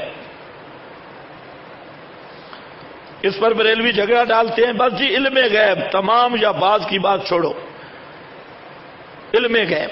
تو یہاں پر بابا کیا لکھ رہا ہے؟ تمام علم غیب، بلکہ اس سے بھی زیادہ، تمام سے بھی زیادہ. یہ راز مولوی عمر ہی جانے کہ تمام علم غیب بلکہ اس سے بھی زیادہ جس کو اللہ تعالی جانتے ہیں، اور مخلوق کی عقلوں سے بالا تر ہے۔ آگے ذرا نشان لگا لو، آپ کی شان نبوت کو حاصل ہے۔ یہ مقیاس حنفیت صفحہ 291۔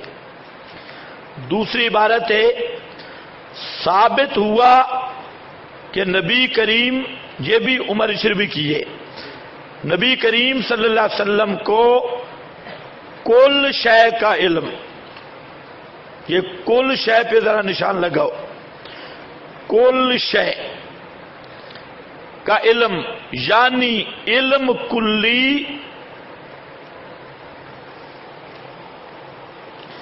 کل شے کا علم یعنی علم کلی آپ کے بعض مغیبات سے ہے۔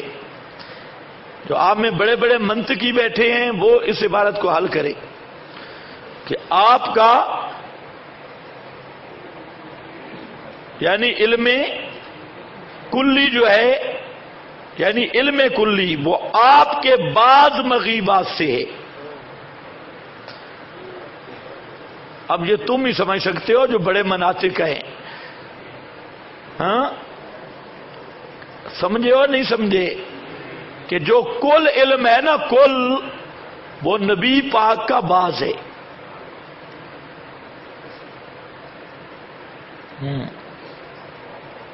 اللہ جانے شراب پی کے کتاب لکھی ہے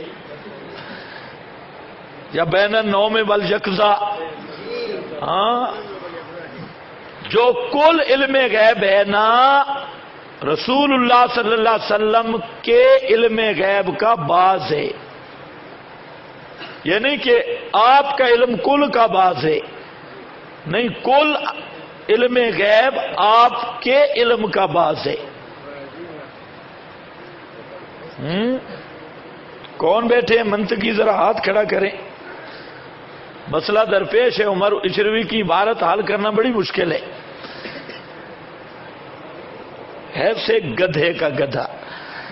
ہاں بھئی، علم کلی آپ کے بعض مغیبات سے ہے، جس کے علم میں آگے آگے آگے سمجھو، جس کے علم میں کلی علم غیب اس کے علم کا بعض حصہ ہے، یہ حصہ لفظ ہے، تو اس کے کل علم غیب کی انسان کو کیا طاقت ہے کہ سمجھ سکے؟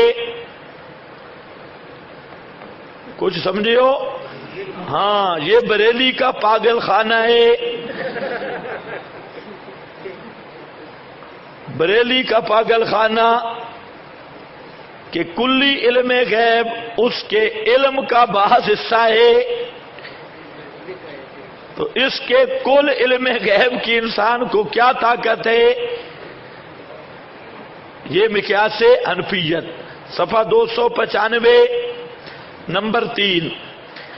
جب عطا کنندہ نبی کو اپنا کل غیب عطا کر کے سرائے یعنی تعریف کرے، سرائے کا معنی تعریف کرے، سرائے تعریف کرے، تو اس کے انکار کرنے والے کو کیسے صحیح مومن سمجھا جا سکتا ہے؟ اللہ تعالیٰ کے عموم کا احساء نبی کے واسطے کل شے کو ہے جس کی تمام تخصیص نہیں کر سکتے۔ مطلب کیا ہے کہ اللہ تعالیٰ نے آپ کو کل غیب عطا کیا، کل ہے یا بعض ہے؟ کل غیب عطا کیا، آگے اس کو لفظ نہیں مل رہا ہے، کل سے بھی آگے نکلتا ہے، کل غیب عطا کیا۔ اور دوسری بات کہ اس کے انکار کرنے والا صحیح مومن نہیں ہو سکتا، اس پہ بھی نشان لگا لو۔ نمبر 4، یہ مقیاس حنفیت صفحہ 317 نمبر 4، نبی صلی اللہ علیہ وسلم کو غیب کلی کا علم تھا۔ یہ اس لیے کہ اب یہ جو بریلوی مناظرین ہیں وہ بیچارے اپنا عقیدہ نہیں بتاتے، ان سے جب پوچھیں گے نا چلو جی بعض کل جز، جیسے ابھی سے کسی نے لکھا وہ سیفی، تو سیفی بھی اسی سے مروب ہیں کہ اپنا عقیدہ نہیں بتاتے کہ عقیدہ ہمارا ہے کیا۔ اس لیے انہوں نے سیف الرحمان کی ساری کتابیں چھپا دی، ان کی اصل کتاب کہیں بھی نہیں ملتی۔ ہم نے ان کے اندر مراکز سے بھی کوشش کی، جو اس کی اصل تصانیف ہیں وہ کبھی کسی کو نہیں ملتی، دیتے ہی نہیں، تو انہیں پتہ ہے ساری گندگی کا۔ تو خیر بہرحال یہ عبارتیں ذرا نوٹ کرتے آؤ، سمجھتے آؤ کہ اصل عقیدہ کیا ہے۔ اور مولوی سعید اسد جیسا بیچارہ ترجمان بریلویت، وہ کہتے ہیں جمی ماکانہ چھوڑو، فلانا چھوڑو، جزی پہ بحث کرو، اطلاع پہ بحث کرو۔ تو ہم کہتے ہیں بالکل اس پہ بھی ہم کرتے ہیں، لیکن یہ باب مسلمان تھے یا مشرک تھے؟ ان کا حکم بھی تو بتانا ہوگا نا اپنے اکابرین کا، جن کی یہ عبارتیں ہیں ان کو کیا سمجھتے ہو ہمارے نزدیک، یا تمہارے، اس کا بھی فیصلہ ہونا چاہیے۔ اب نبی کے غیب، نبی صلی اللہ علیہ وسلم کو غیب کلی کا علم تھا، مقیاس حنفیت صفحہ 332۔ اب ہیں جناب مفتی احمد یار خان، یہ 5 اس آیت اور تفسیر سے علم غیب کلی ثابت ہوا، کلی یا بعض؟ علم غیب کلی، اور آیت بھی کس سے ہوا؟ ثابت بھی آیت سے، اور تفسیر سے علم غیب کلی ثابت ہوا۔ جال حق صفحہ 59 نمبر 6۔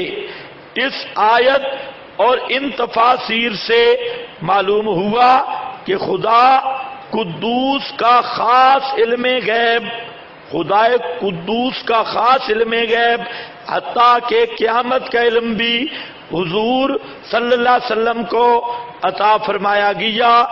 اب کیا شے جو علم مصطفیٰ سے باقی رہ گئی؟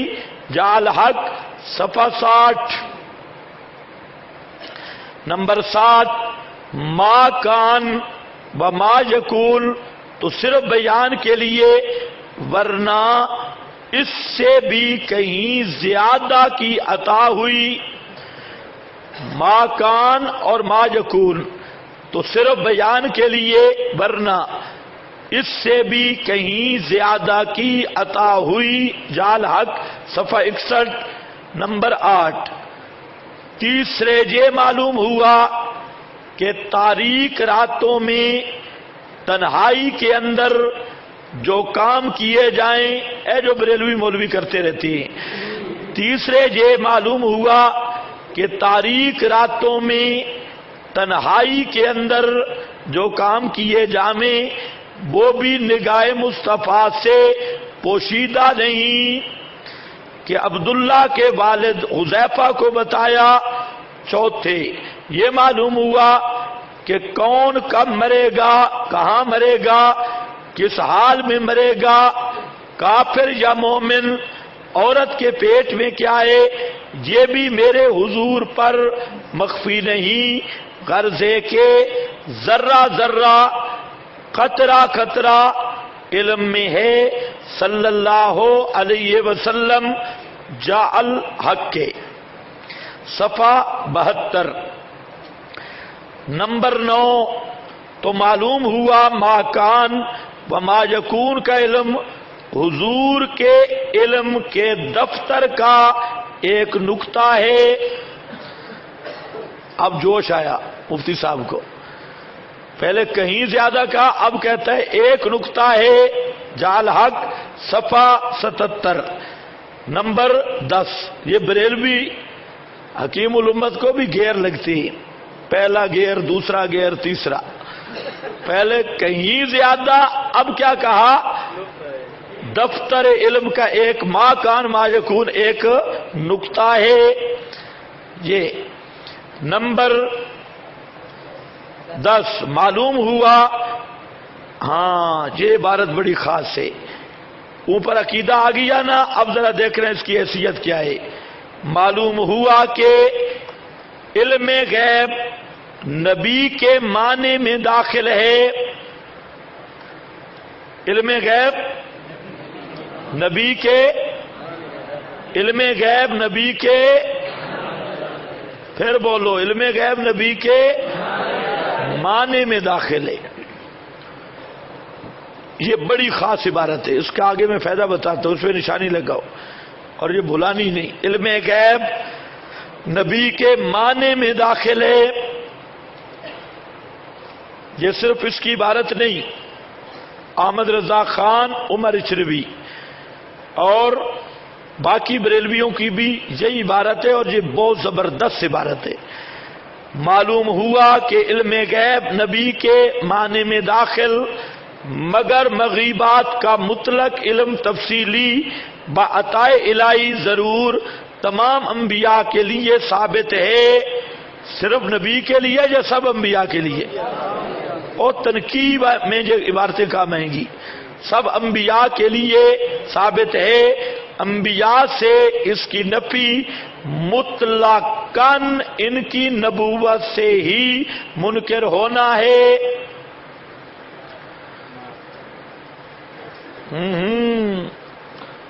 جال حق کے صفحہ 85، کوئی بریلوی ملا اس عبارت کو پچائے گا تو میں دیکھوں گا کہ علم الغیب نبوت کے معنی میں داخل ہے، اور تفصیلی علم غیب کا انکار کرنا نبی سے نبی کی نبوت کا، بولو شابش، کیا ہے؟ انکار ہے۔ آگے پھر کہیں گے، آگے جب جواب آئے گا کہیں گے جی لا اقول لکم عندی خزائن اللہ ولا اعلم الغیب، یہ آپ نے انکسارن جانتے تو ہیں لیکن انکسارن انکار کیا، تو مطلب یہ ہوگا کہ آپ نے انکسارن اپنی نبوت کا انکار کیا، کیونکہ علم غیب جب نبی کے معنی میں داخل ہے تو انکسارن انکار کیا، تو پھر وہ انکار بھی کیا ہو جائے گا؟ نبوت کا۔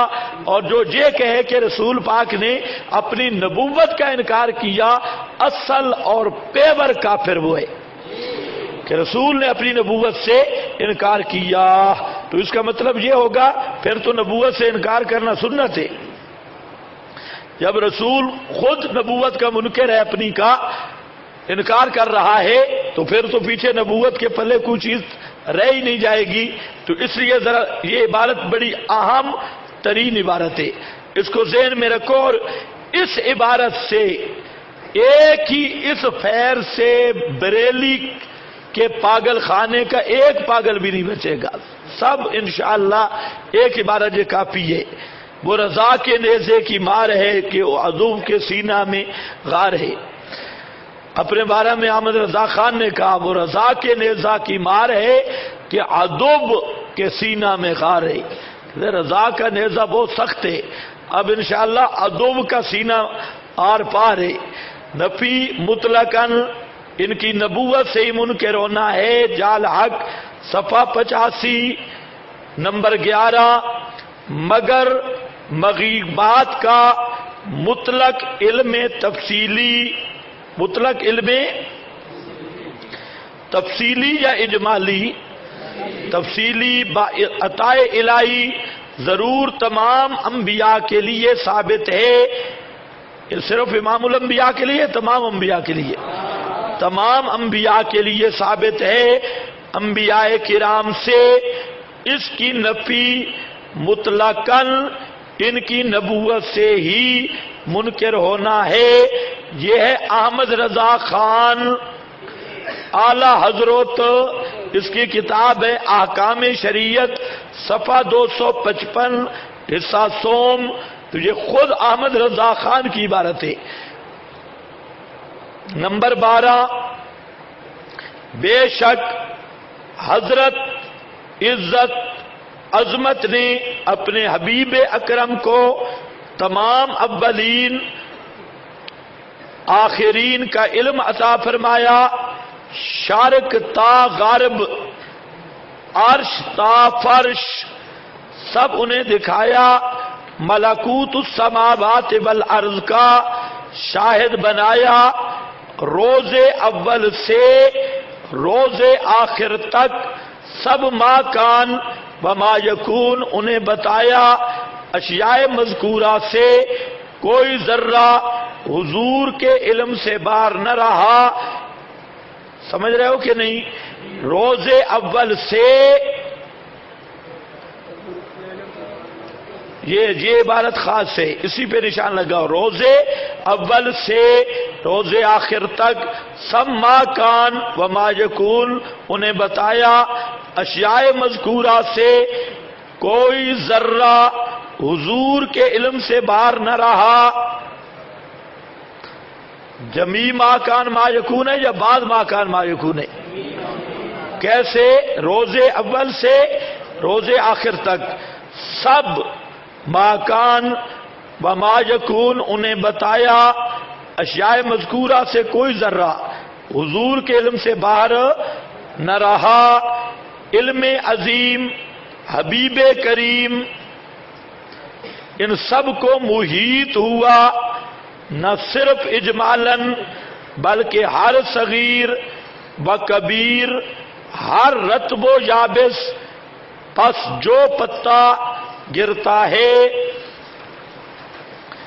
زمین کی اندھیروں میں، جو دانہ کہیں پڑا ہے، سب کو جدا جدا تفصیلاً جان لیا. والحمدللہ حمداً کثیرا، بلکہ یہ جو کچھ بیان ہوا ہرگز محمد الرسول اللہ کا پورا علم نہیں، بلکہ علم حضور سے ایک چھوٹا حصہ ہے. حنوز احاطہ علم محمدی میں وہ ہزار در ہزار بے حد و بے کنار سمندر لہرا رہے ہیں. بے حد و یہ علم متناہی مانتا ہے لا متناہی؟ بے حد و بے کنار سمندر لہرا رہے ہیں. اس عبارت پر زبردست نشان لگاؤ. عبارت نہیں مٹانی، نشان لگانا ہے. ہاں بھائی، یہ عبارت ایک اور ہمارا بہترین اصل ہے، بہترین. ہزار در ہزار، کیونکہ احمد رضا نے خود لکھا دوسرے مقام پہ کہ جو رسول کا علم لا متناہی مانے وہ کافر ہے. اور جہاں پر ہزار در ہزار بے حد و بے کنار، بے حد و بے کنار، یہ بے حد و بے کنار ابھی ہوگا بے قرار. سمندر لہرا رہے ہیں. یہ انباء المصطفیٰ رسالہ صفحہ 3 اور 4 نمبر 13. ہاں 3-4 صفحہ 3-4 احمد رضا خان، یہ احمد رضا خان ہے. ہاں یہ اعلی حضرت ہے، حضرت. نمبر 13، بے شک اللہ تعالی نے میرے سامنے دنیا اٹھا لی تو میں اسے اور جو کچھ اس میں قیامت تک ہونے والا ہے سب کو ایسا دیکھ رہا ہوں جیسے اپنی اس ہتھیلی کو. اور حضور کے صدقہ میں اللہ تعالی نے حضور کے غلاموں کو یہ مرتبہ عنایت فرمایا. ایک بزرگ فرماتے ہیں وہ مرد نہیں جو تمام دنیا کو مثل ہتھیلی کے نہ دیکھے.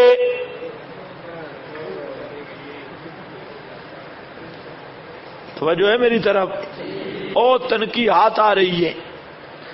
میں نے کیا تنقید بتائی تھی؟ انبیاء یا غیر انبیاء بھی. اور بزرگوں جو ان سے بات تنقید کروانی ہے صرف انبیاء کے لیے یا غیر انبیاء کے لیے آ گیا نا. پہلی تنقید تھی کہ یہ مسئلہ امام الانبیاء کے لیے مانتے ہیں یا باقی انبیاء کے لیے بھی، اس پہ عبارت آ چکی ہے 2. اور پھر اب یہ تنقید کہ انبیاء کے لیے یا غیر انبیاء کے لیے بھی، اور اولیاء اور مومنین یہاں پر اب یہ عبارت ہے، یہ بھی احمد رضا خان کی عبارت ہے. اب تو مسئلہ نیچے آ گیا کہ وہ مرد نہیں جو تمام دنیا کو مثل ہتھیلی کے نہ دیکھے. تمام دنیا جیسے یہ ہتھیلی دیکھ رہا ہے اس طرح دیکھے. اب ہم پوچھتے ہیں کوئی بریلوی مولوی ایسا ہے؟ نہیں تو سارے زنانی ہیں. وہ مرد نہیں جو تمام دنیا کو مثل ہتھیلی کے نہ دیکھے. انہوں نے سچ فرمایا، اپنے مرتبے کا اظہار کیا. ان کے بعد حضرت شیخ بہاء الملت والدین نقش بند قدس سرہ، ان الفاظ کی بھی تصحیح کیا کرو. یہ لفظ کیا ہے؟ قدس سرہ نہیں ہے. کیا لفظ ہے؟ قدس سرہ.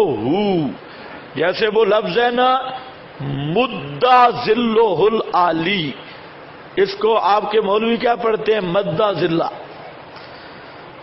مدّا ذلہ، مدّا ذلہ العالی. یہ مدّا ذلہ نہیں ہوتا، ان کو بتاؤ یہ مدّا ذلہ العالی ہے. مہربانی. حضرت مولانا فلاں صاحب مدّا ذلہ العالی ہے. الو مدّا ذلہ العالی. ہاں تو اگر نہ آتے ہوں تو مہربانی کر کے آپ سے اونچے لفظ نہیں بولنے چاہیے. مدّا ذلہ العالی قدس سرہ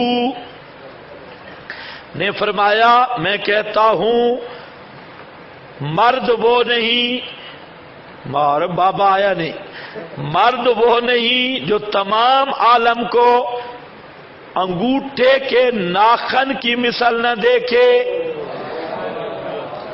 پہلا بابا تو کہہ رہا تھا ہتھیلی، اب اور بابا آیا انگوٹھے کا ناخن. اے اتنا، جیسے یہ نہ تو پورا جہان کو یوں نہ دیکھے، مثل نہ دیکھے. اور وہ جو نسب میں حضور کے صاحبزادے اور نسبت میں حضور کے ایک اعلی جا کفش برداریں، اعنی میری مراد حضور سیدنا غوث اعظم رضی اللہ تعالی عنہ، شکر صلی اللہ علیہ وسلم نہیں پڑھا، رضی اللہ تعالی عنہ قصیدہ غوثیہ شریف میں ارشاد فرماتے ہیں، یعنی میں نے اللہ تعالی کے تمام شہروں کو مثل ان کے دانے کے ملاحظہ کیا، اور یہ دیکھنا کسی خاص وقت خاص نہ تھا. مثل ان کے دانے وہ کا خردلہ کے لفظ ہیں. خردلہ جیسے رائی کا دانہ ہوتا ہے نا ہتھیلی پر، اس طرح پوری کائنات کو میں دیکھتا ہوں. شیخ عبد القادر جیلانی کہتی ہے یہ قصیدہ غوثیہ موضوع علی الشیخ، یہ نرا جھوٹ پہ مبنی ایک پتہ نہیں کسی چبل کا قصیدہ ہے، اس کو بنا دیا قصیدہ غوثیہ. یہ غوثیہ جوسیہ نہیں ہے، یہ قصیدہ ڈھکوسلا اور گھوسیہ. قصیدہ غوثیہ شریف میں ارشاد فرماتے ہیں آگے، یہ دیکھنا کسی خاص وقت سے خاص نہ تھا بلکہ علل اتصال جہی حکم ہے. اور فرماتے ہیں میری آنکھ کی پتلی لوح محفوظ میں لگی ہے.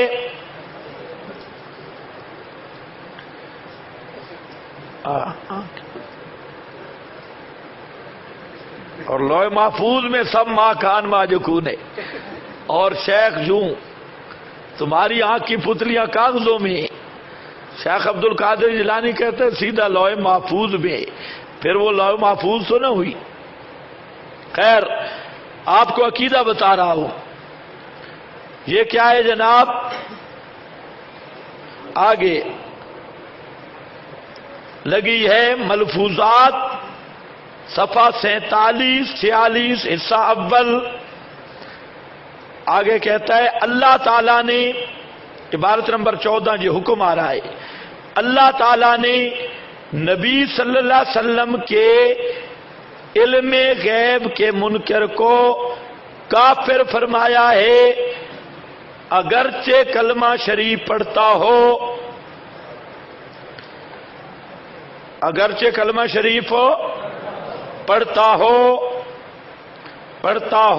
نجم الرحمان صفحہ 72 اور عبارت نمبر 15 کہتا ہے اہل السنت والجماعت کا اس پر اتفاق ہے، یہ بھی اہل السنت ہے، اہل السنت والجماعت کا اس پر اتفاق ہے اور اعتقاد ہے کہ حضرت محمد مصطفیٰ صلی اللہ علیہ وسلم آقا نامدار سید الابرار احمد مختار ختم الانبیاء احمد مجتبی حضرت محمد مصطفیٰ صلی اللہ علیہ وسلم کو اللہ جل شانہ و عما نوالہ نے اپنے فضل و کرم سے اولین آخرین و علم ما کان و ما یکون و علم ما فی السماوات والارض عطا فرمایا،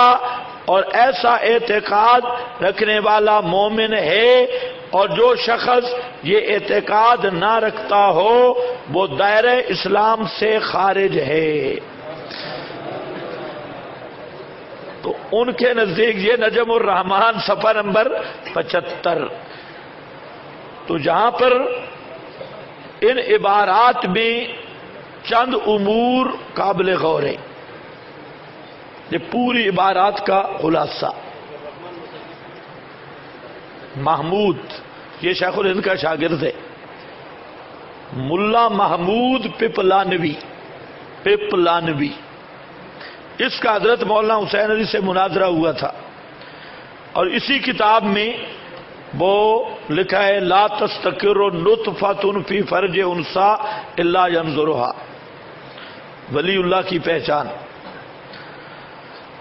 تو اب ذرا بات سمجھو، ان عبارات کو دوبارہ غور سے دیکھو، اس کا حاصل یہ نکلا کہ جمیع ما کان ما یکون، جب کل علم غیب نبی کریم علیہ السلام کے لیے بھی،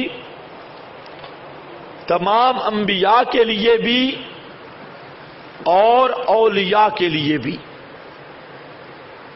سب کے لیے ان عبارات میں موجود ہے۔ اگر آپ ان پہ غور کر لیں تو تنقید اچھی طرح ہو سکتی ہے۔ ان سے آپ پوچھ سکتے ہیں کہ صرف امام الانبیاء یا انبیاء یا اولیاء، اس کی جب حکم لگائیں تو یہ عبارتیں ایک ایک پیش کرتے جاؤ اور مولوی کو ذبح کراتے جاؤ، تو یہ ہو سکتا ہے۔ دوسری اس میں خاص یہ بات آئی کہ یہ مسئلہ عقیدے کا ہے ان کے نزدیک بھی، کہ جو علم الغیب کا منکر ہے یا اس عقیدے کا منکر ہے اس کو وہ کیا سمجھ رہے ہیں؟ کافر۔ تو ان کے نزدیک بھی یہ مسئلہ فروعات کا ہے یا عقیدے کا؟ عقیدے، اور اس کا منکر کو وہ کیا کہتی ہیں؟ کافر۔ یہ تو تین چیزیں، ایک تو ہے نفس عقیدہ علم الغیب، کل علم غیب یا جمیع ما کان ما یکون، دوسری ہے تنقید جو پہلی تھی، اور تیسری چیز عقیدے کا حکم۔ یہ تین چیزیں ان عبارات میں درج ہیں، اور تین چیزیں بالکل واضح ہیں۔ حاصل یہ نکلا کہ اصل جو ان کا عقیدہ ہے وہ علم الغیب کلی کا یا جمیع ما کان ما یکون کا، بس۔ اب ہمارا مطالبہ یہ ہے کہ ہم تو شریف لوگ ہیں، ہم سے جس موضوع پر آپ کہیں گے بریلوی حضرات، ہم گفتگو کے لیے تیار ہیں، جو عنوان تحریر کرے، تجویز کرے، لیکن سوال صرف اتنا ہے کہ اس عقیدہ رکھنے والا علم جمیع ما کان ما یکون یا کل علم غیب، اس کا پہلے حکم متعین کریں گے کہ اس کا عقیدہ یہ، اس کا شرعی حکم کیا ہے۔ ہم اسے پکا کافر سمجھتی، یہ عقیدہ جو بیان ہوا یہ پکا کفریہ عقیدہ ہے، اور اس عقیدے والا کافر بھی ہے، مشرک بھی ہے۔ تو اب ان کو کہو تم بھی ذرا بتاؤ، اگر یہ عقیدہ ٹھیک ہے تو مناظرہ اسی پہ ہوگا۔ اگر بریلوی مناظر یہ عقیدہ نہیں مانتا اور ان بزرگوں سب اپنوں کو کافر کہتا ہے، اب جو وہ کہتا ہے اس پہ چلتی ہے۔ سمجھ گئے میری بات؟ اب اس پر آپ حضرات جو سوال کرنا چاہیں کر سکتے ہیں۔ یہ جو چند تنقیحات عبارات ہیں، اور اس پر کوئی پرچی لکھنا بھی ضروری نہیں، ویسے کھڑے ہو کے بھی سوال کر سکتے ہیں اور پرچی لکھ سکتے ہیں۔ بس اب سوال و جواب کی نشست ہے۔ اب جو سوال کرنا ہے ان امور پر آپ کر سکتی ہیں۔